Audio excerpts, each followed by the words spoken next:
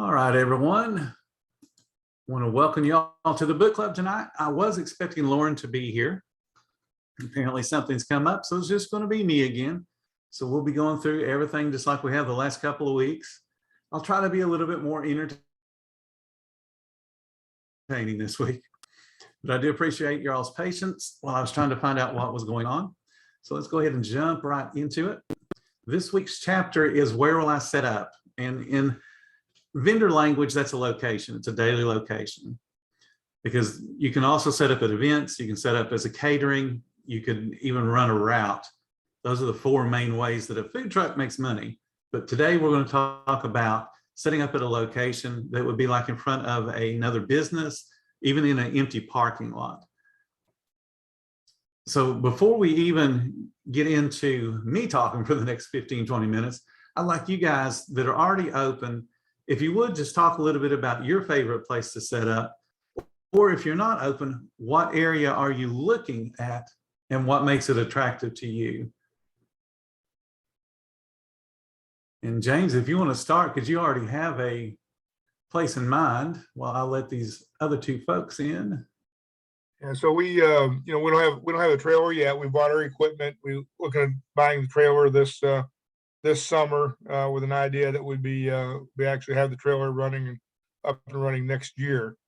Like I say, we're looking at doing a state park through this summer, kind of using that as a way to play with our menu and see what works and what doesn't work, that type of thing. With the trailer idea, one is on Facebook. I'm on the local Facebook pages, and there's a lot of complaints about all the restaurants are all closed on Mondays and breakfast. So we definitely thought we would do a breakfast, probably looking at a park lot kind of idea, central town. Also looking a lot at the Little League fields. There's a lot of baseball going on as there is in a lot of different places. So that was one of the two main things we're looking at right now. Those are very good. I like the idea, especially with people already complaining about the local restaurants closing.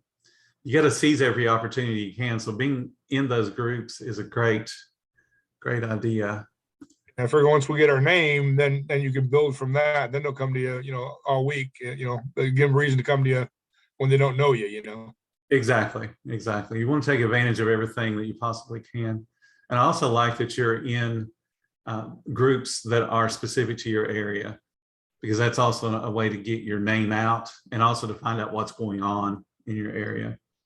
Because a lot of those groups will let not only food trucks in, but they'll let the public in, because the public's looking for somewhere to eat. So those are good places to be. All right, thank you for sharing with us, James. I'm going to catch up on letting people in, and then we're going to talk to Lori. So if you'd like to go ahead and unmute yourself, the floor is yours.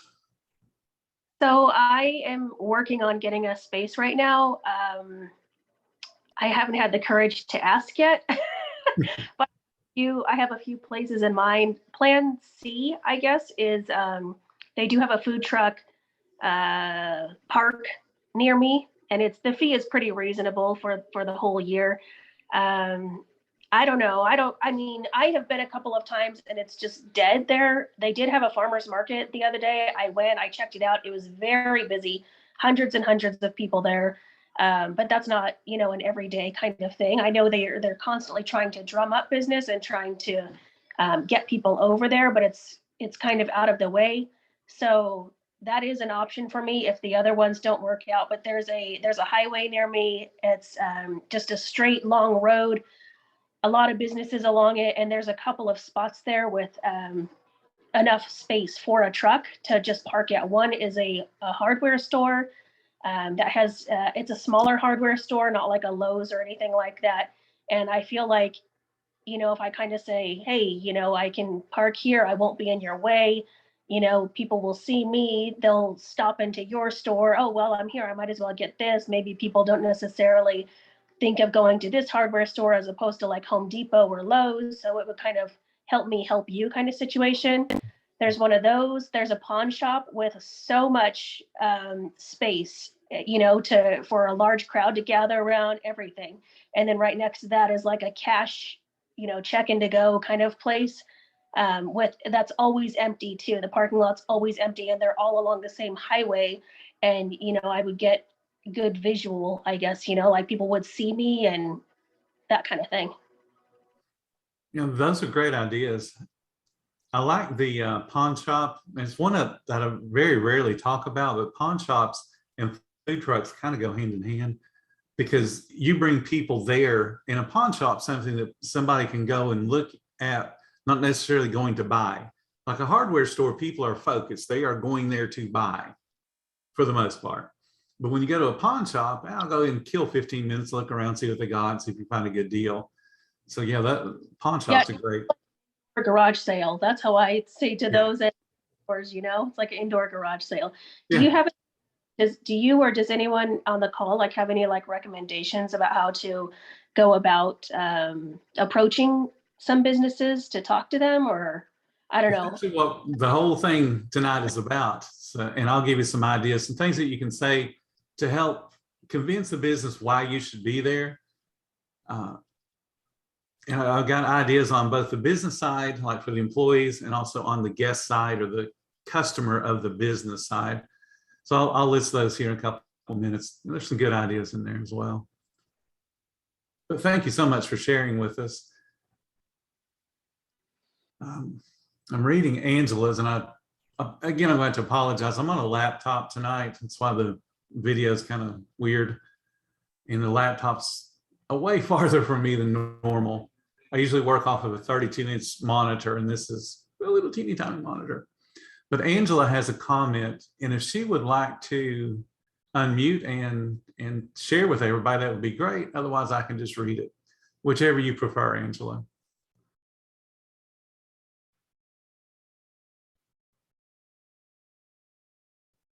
Okay, then I'll go ahead and read it. She says she's setting up in a small town that is several miles away from a large town, and she'll be the only eatery for miles around. The little city hall is so welcoming, and it isn't costing a penny. And I think that's absolutely awesome. Absolutely awesome. And Patrina has a good idea. I'm going to go ahead and share it. I'm going to skip over the one question that I've got, and I'll do all the questions at the end. So you guys feel free to type in your questions, or you can ask them at the end of the presentation. But Patrina says that they just introduce themselves and ask for the email of the business. And that's one way to get your foot in the door, and usually a fairly easy way, because there's no pressure. Everybody will give you an email just to make you go away. They don't have to make a decision at that point. All right, so I'll go ahead. Garrick's got his hand up. Let's see what Garrick has to say.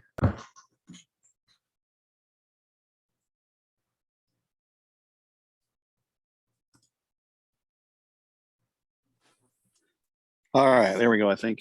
There you are. I can hear you now. All right. Well, I guess it's kind of funny because I'm actually thinking about initially starting out the same place Lori is. So Okay. out at Saginaw, which is what I assume. But then they are building a really nice food truck park over here in Alliance Town Center, which is going to be a big one. I have no idea what that's going to cost, but it's one of those that has the full bar and an entertainment place for bands and everything. So it's going to be a really large food truck park. And then some of my other thoughts is done a lot of stuff in cycling and all, and I know a bunch of guys that own bike shops, and I'm hoping maybe I can go around and make the rounds and maybe try to set up in a couple of the smaller independent guys bike shop parking lots if they're in a good area. So that's just some kind of things I'm thinking about. Those are good ideas. Getting out there is what really matters. That's one of the things that I really stress to people is just get out there and talk to people. You got to talk to the businesses, talk to the managers, talk to the owners, because the more practice you get at that, the more of a callus you build up to the nose, and then the easier it becomes with each subsequent presentation. And I apologize, guys. Just having to look at my phone just really quickly.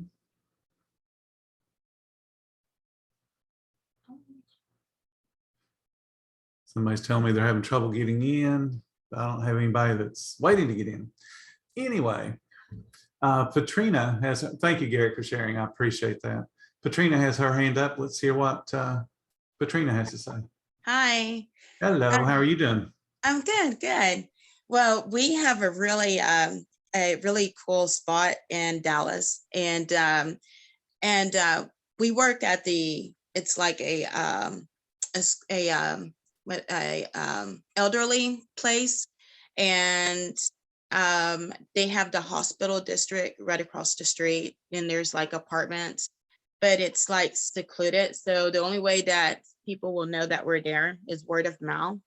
But what's so cool is that whole facility, including the clients, the residents there, and the staff, they're like waiting for us to go out again. So when we went out there to serve, and then we're just like, okay, we need to go ahead and get all of our equipment, because it was a big no-no. We could cut corners just to hurry up and get out there. And we're just like, okay, yeah, we need to just go ahead and make sure we got all of our stuff so that we can stay prepared. But one of the ladies, I just stay in contact with her, and she's a resident there, and she helps. She's like a walking marketer. So she turns around and she tells everyone about us and keep us live. I look at my business profile, and so we have a guaranteed spot once we get everything up and running. But definitely, it's, if you know someone, word of mouth goes a long ways, and that's what I noticed for us. Oh, absolutely. Word of mouth Yeah. is great. Mm-hmm. I'm just reading through my messages here real quick. I apologize. Thank you for sharing with us, Patrina. And Angela said it's really rainy and windy where she was at. That's why she couldn't talk. So she was apologizing to all of us, and no need to apologize.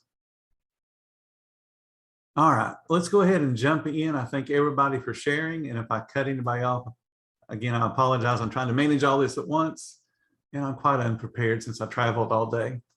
So we're going to jump into this particular chapter. It's entitled, Where Will I Set Up? It's all about a location. I begin the chapter talking about just why you need to have a daily location.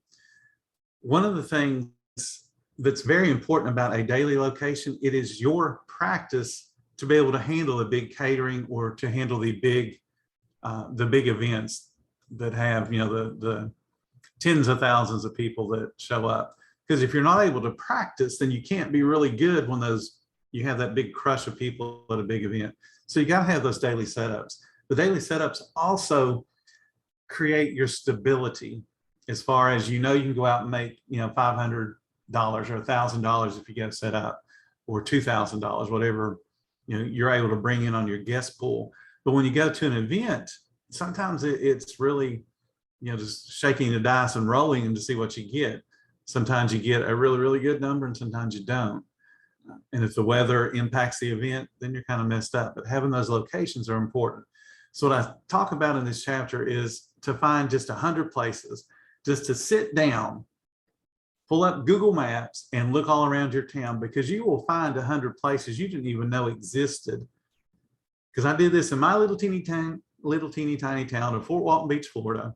Back when I used to live there, I pulled up 100 places easily, because there's vacant lots, there's closed down convenience stores, there's businesses like Home Depot and Lowe's, Dollar set up in front of one of the Dollar Trees.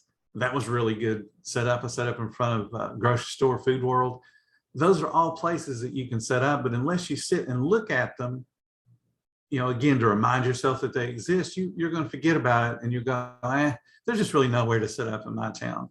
And you're already talking yourself out of doing the business. I promise you, in any town of any size, there's going to be at least 100 places. And if you do happen to live in a teeny tiny town, like I'm from a little town called Ashland, Kentucky, but there's still 100 places in Ashland. But my mom is from a place called Printer, Kentucky, and that is a post office. But there are places to set up around that particular area as well. You just have to go look for them. But set yourself a goal. Shoot for 100. If you only hit 50, at least you got 50 places to go talk to. Now, one of the things you want to consider after you've written down all of these different places that you want to go check out and that you think would be good sites is you want to ask yourself, are there at least 200 people or so walking by? or driving by that are going to stop at that particular area. The reason that you want that 200 number is you're going to get impulse shopping off of that. Just because you set up, you're going to have a certain number of people that are going to stop by and they're going to buy food from you just on the impulse from the aroma, the impulse from the fact that you're just there. And they realize, hey, I'm hungry. There's a food truck. I want something to eat. You cannot count on impulse shopping. There's too many vendors that think as soon as they pull up somewhere, they're going to have a line like they show on the TV shows. It doesn't happen that way. There's not that many impulse shoppers. So you've got to make sure the number is high enough. If there's enough impulse potential, then you want to go set up there, because then it becomes up to you to convince people to come in and try your food. And you can do that in a lot of different ways. And we'll talk about some of those in just a minute.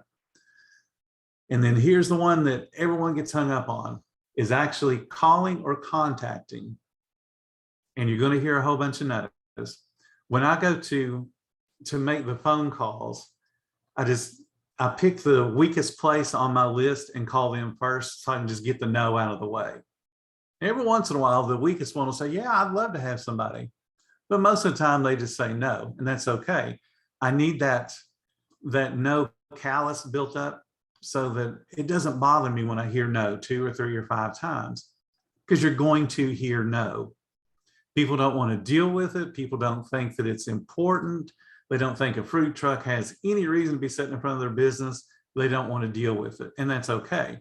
But I want to get those no's out of the way, because it's just one less place I got to worry about. But I'll eventually get some yeses.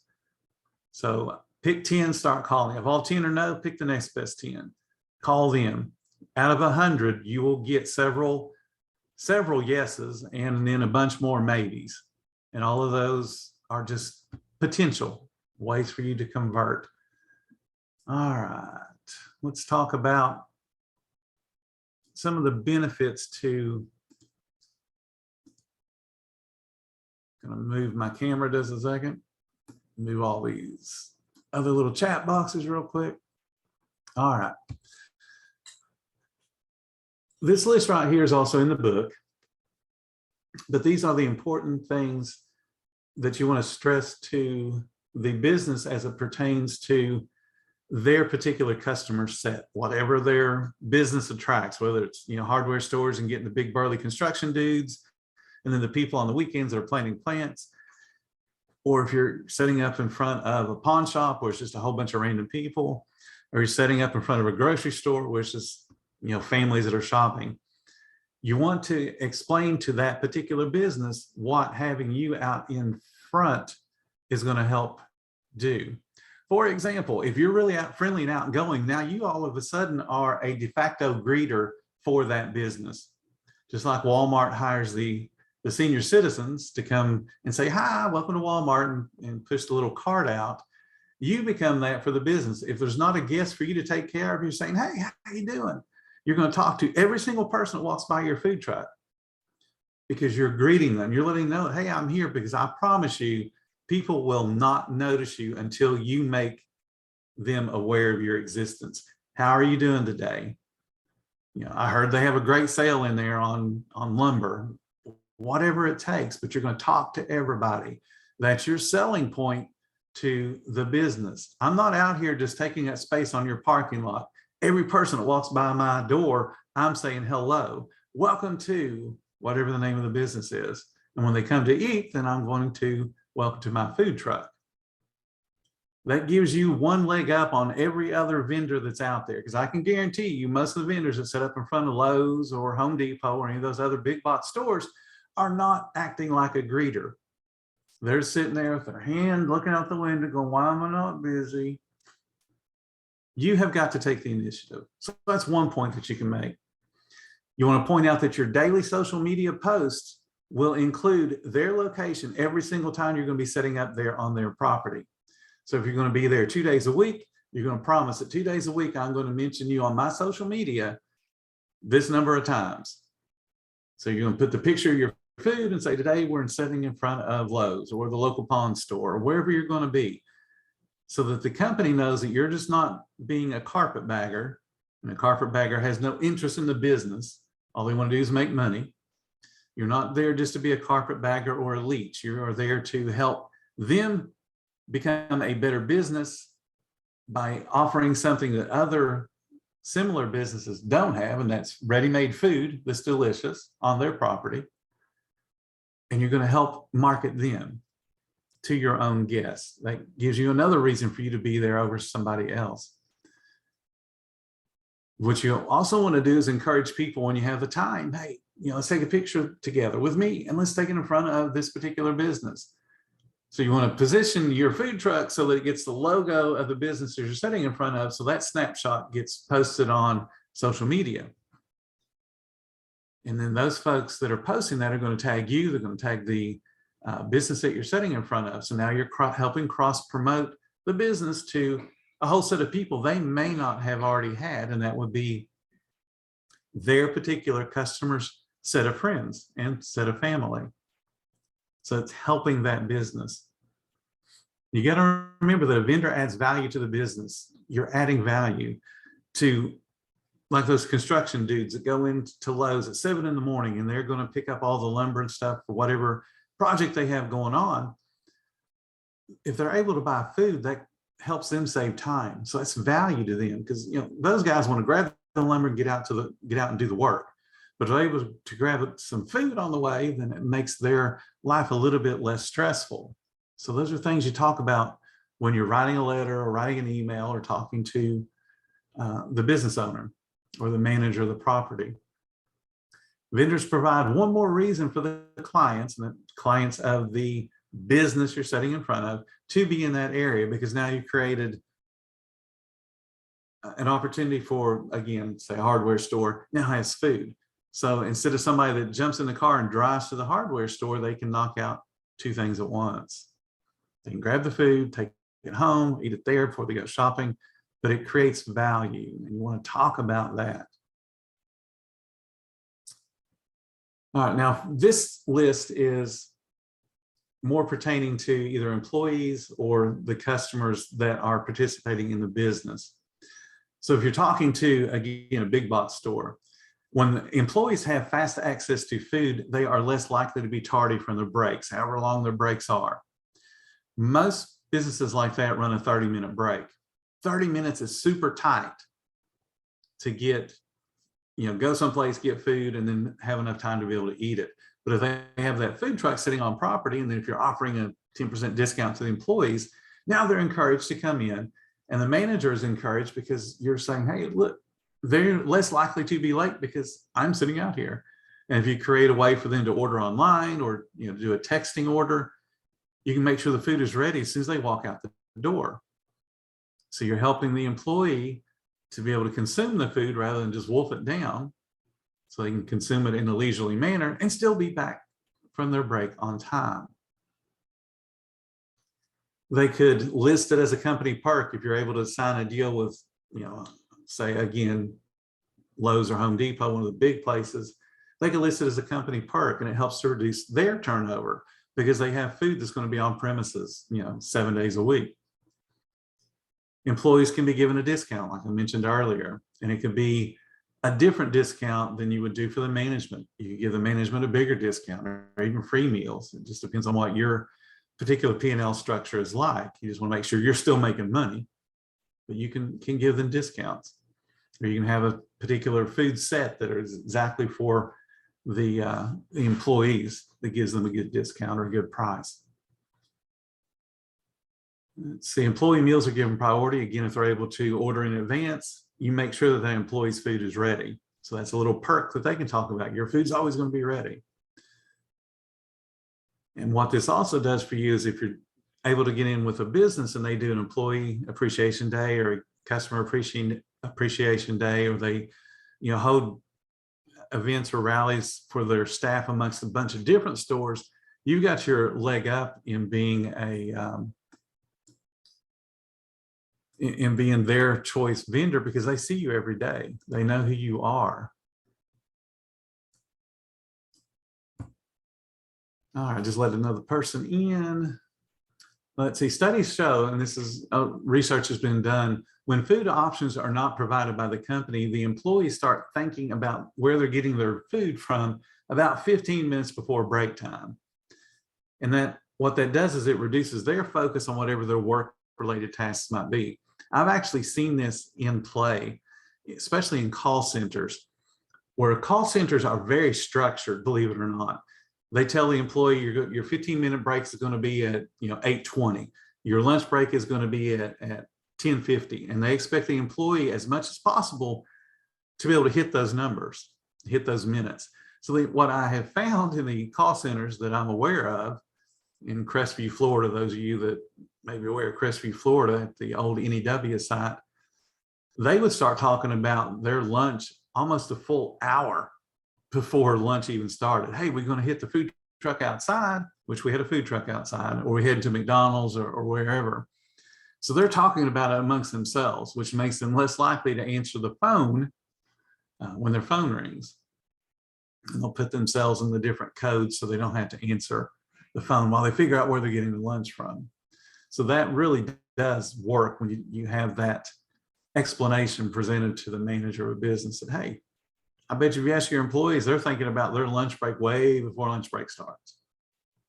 And that means they're not being productive. It's an additional income stream for the business, and that would be if you're going to pay them rent.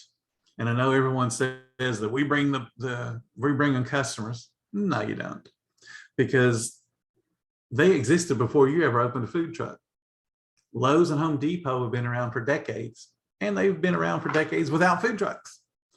So puffing out your chest and going, we bring them food or we bring them business. No, you don't. Get it into your head that you're there to be a partner with them. And if they require a small rent, be happy to pay it, because now you got some guarantees that no one else is going to be setting up there. Because if you don't have any kind of a contract, they could bring out another food truck to set up and compete with you. But if you're going to be paying them rent, then you got a little bit of exclusivity there. Having on-site food available improves the overall productivity. Again, they're not thinking about lunch so quick. And you could also point out any dietary benefits if you have a particular food type that you're either able to sell, or maybe your whole theme is healthy food. That's one more little company perk that they could talk about with their employees. These are all different kind of ideas that you can think about and present either in a letter or in person when you're talking to people. Because really what sells a manager or a business owner on a food truck is the personality of the food truck owner. Now, in this particular chapter, I talk about something that is really important to establish you as a professional business, whether you utilize it in this capacity when you're talking to a manager or a business owner, or you use it when you're going to be setting up a big catering and you want to show how professional you are and you want to talk about your background. You want to have a portfolio or a binder or something that's going to have copies of all your permits and licenses and all the fee receipts that show that you're allowed to collect sales tax and all that kind of stuff. Whatever your particular area requires, you want to have copies in some type of photo that you can share with somebody and say, look, I'm legit. I'm not, somebody that's cooking in their backyard and bringing something here to sell to you. I am legit. I'm just exactly like McDonald's or Burger King or Wendy's, except I'm on wheels and I serve better food. So you are a legitimate business. Be very, very proud of that. You want to have copies of all of your health department related licenses and any inspections that you've had, because I can guarantee you there's not a whole lot of restaurants that will have that big A if your state does the A, or if your state does the number, it's not to have 100% on it. There's not a lot of restaurants that can do that, because it's more difficult for a restaurant to get 100 because there's so many moving parts to a restaurant. But a food truck should always have 100, and it's something to brag about and be super proud of, or even a 99. Look, this is how good we are. This is how dedicated we are to making sure that our food is served in a sanitary environment. And then, of course, you want to talk about your Serve Safe certification for the manager side. And again, whether your state requires it or not, my recommendation is you get it because you need it. And then if you have any kind of training for your employees, same deal. All of my employees are Serve Safe food handler certified. You want to have all your insurance proof to say, hey, I'm a legitimate business and I've got coverage for somebody comes out and trips. Your insurance wouldn't need to cover it, because if they're around my food truck, then my liability covers it. And if I was to accidentally make someone sick, my liability covers it. It's not going to be on your insurance company. So that relieves a little bit of their worries and their stress. Let's see, I just lost my place. Talk with my hands too much to get in front of my eyes. Oh, yes, you want to have all of your social media links so that folks can know exactly how to kind of check you out. Because if somebody comes to me and wants to do business with me, I'm going to check them out. Social media is a way to see what kind of person they really are. So you want to have all those links available and let them know you can find me at wherever you are on social media. You want to have a sampling of reviews from places like Facebook or Yelp or Google or anywhere that you have a review. You want to let them be able to find those reviews. So you can either give them a link directly to the review or just have a sampling of the comments that have been made. And then have a sampling of comments that aren't necessarily reviews, but may just be a comment under one of your posts. Hey, your food's awesome. You know, whatever it is, just have those things available, again, to show that you're a legitimate business. People like what you do. And then have a summary of whatever your proposal is for that particular business. If you're going to set up 5 days a week, I plan on setting up 5 days a week, and give them exactly what you would like to be able to do. So that person can either decide immediately, which is best case scenario, or they can at least mull it over and have some type of something to look at and refer to. Because every once in a while, you'll come across someone that has to talk to somebody else. How you handle that, like I said in the book, is say, not a problem. I would love to be there at that meeting and help you conduct it. Because that puts the pressure on them to actually set up a meeting. Because a lot of people will say, well, I need to talk to my boss, and then they never do. Not a problem. I would love to be able to talk to your boss. I'll be able to convince him. So it puts the pressure on them to make that meeting set up. You want to give them your business card, and you want to have a Be My Guest coupon. A Be My Guest coupon is a freebie, basically. You're going to give them whatever your signature sandwich is, or a combo, or something of significant value. Don't give them a free drink or free water. Give them something of some value for having listened to you for the 10 or 15 minutes it took you to talk to them about what you would like to do. That establishes you as a legitimate business. It also, at the very least, is going to get you the potential of one more new guest coming that you can impress. And then hopefully they're telling all their friends about, hey, I couldn't do business with them in front of my business, but these people have great food. Y'all need to go check them out. You always want to be planting seeds, and that's what a Be My Guest card does, is it plants seeds. It's something physical that says, hey, thank you for your time. Please come enjoy a meal on me. I always made mine was a main item, let them choose whatever it was, a side item, which for me most of the time was potato chips, and then a drink, whatever they wanted. At most I was giving away, back then probably $8 to $10. If I was doing it today, maybe $12 to $15. Big deal. Because it's not $12 to $15 I'm giving them. It's going to be the food cost.